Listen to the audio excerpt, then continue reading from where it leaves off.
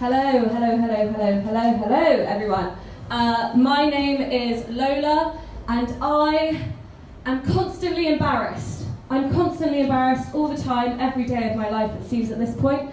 And that is mainly because embarrassing situations call out to me, and I just go, yes, hello, I'm coming, I want it, because I'm a stand-up comedian, and I always need material. But yeah, no, I've been embarrassed from a very young age, it seems, at this point, and one of my most traumatic embarrassments, let's say, came when I was about 12 or 13 in PE class at school. And let me tell you, at 12 or 13, I was not much smaller than I am now. Yeah, that's right, I'm a big bitch now, and I've been a big bitch my whole life. And in PE class at school, we were doing gymnastics. Gymnastics, everyone. And you might be able to guess that gymnastics did not suit me. No, sir, definitely not. But we were starting out easy with leapfrogs. Everyone can do leapfrogs, right? They're the B-Tech of gymnastics. Come on, let's talk about it. Easy peasy, lemon squeezy.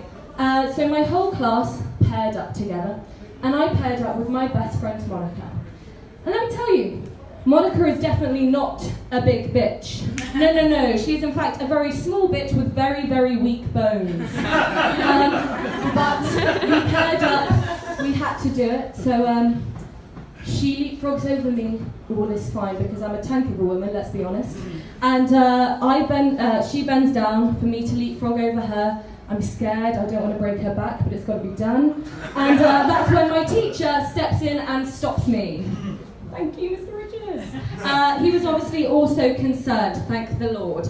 And I thought I was safe at this point. I was so thrilled to be getting out of leapfrogging, I really didn't want to embarrass myself. And that was until he said to me that I would be leapfrogging over him instead.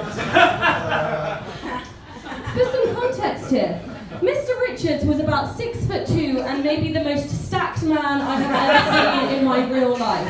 He was a titan of a man.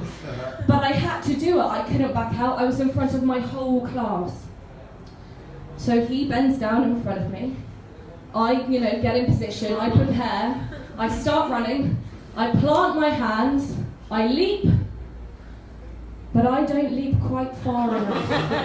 And I land with my legs either side of his big fat neck, with his big bald head appearing out of my vagina like I just birthed a 60-year-old man. Safe to say, I was embarrassed. But more embarrassments came when I joined university. This is a common theme for students. You go to university, you get very silly, you get embarrassed. And one of my most infamous embarrassments, let's say, came when I was in my first year at university, and my whole group of friends was going out to an S-Club night. And I was thrilled about this because S Club 7 was the very first concert that I went to when I was 4 years old, and I was so excited to see the only two members that could sing, Bradley and Joe, live out their dreams on the stage of a shit Broad Street club. I was thrilled. I was so thrilled, in fact, that I got way too drunk at pre's, and my friends put me to bed and left without me.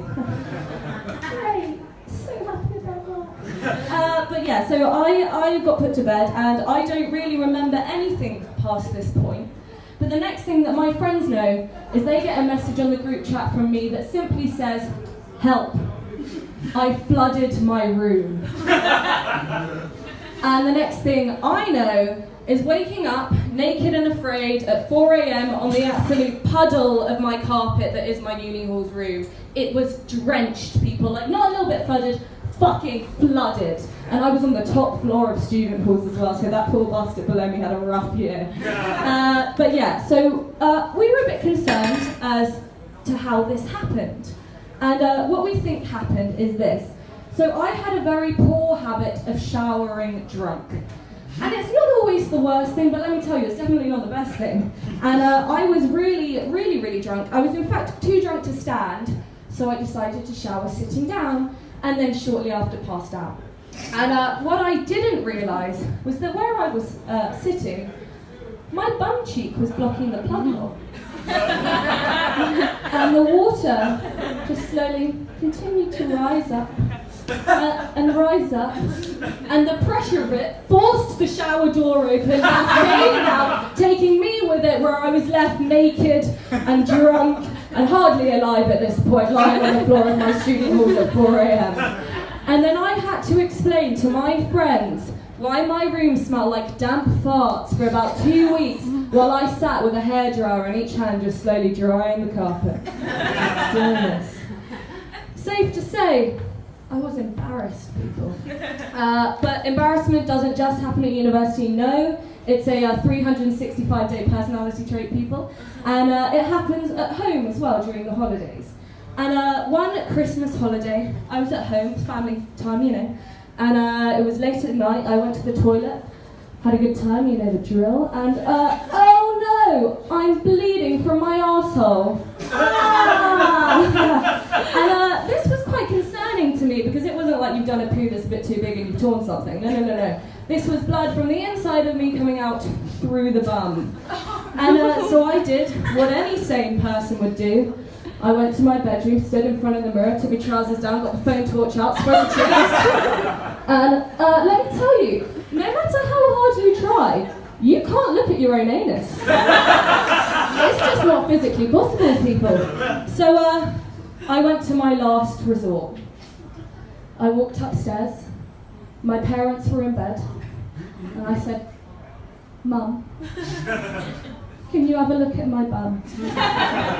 So she says yes, of course, bend over the bath, stark naked, and it's at this point where I'm spreading the cheeks of my arse, and I'm like I'm 20. I live away from home, I've got a job, but my mum still has to inspect my anus.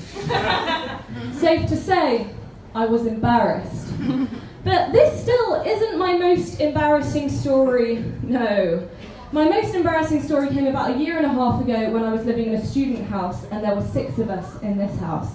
And for some context, one of our members was what we called the ghost. The ghost. The only time you ever saw the ghost was when she came downstairs to make a plain courgette omelette and have one single almond for dessert. One single almond. But I was very lucky because I shared the top floor of my house with the ghost, bathroom and all, which meant that I basically had the top floor to myself. Brilliant stuff.